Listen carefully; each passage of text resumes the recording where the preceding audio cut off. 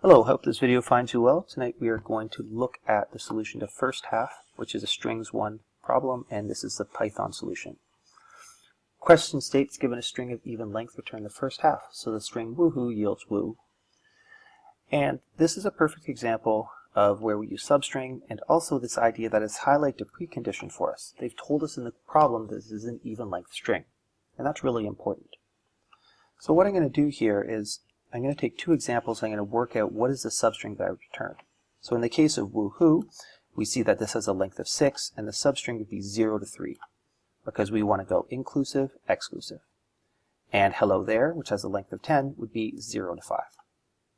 So what I can do is I can calculate the length. So we're just going to say length str, and now I'm just going to return str from 0 to, and now I have to figure out this second number.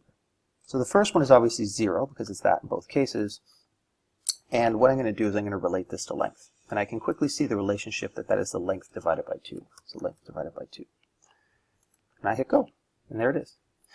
This is a really good technique for beginning programmers. In fact, for anyone, if you're trying to figure out the generalized rule, always write out a couple cases and then put the exact numbers in and see if you can generalize it. Now, of course, we can one-line this. And it's a great opportunity to show a Python shortcut. So we could just return str from 0 to len str divided by 2. And I'll use this opportunity to talk about this nice little notation change.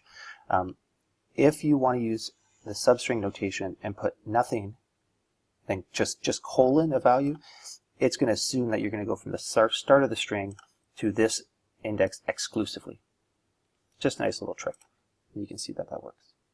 Have a great day, and if you have any questions, don't hesitate to reach out.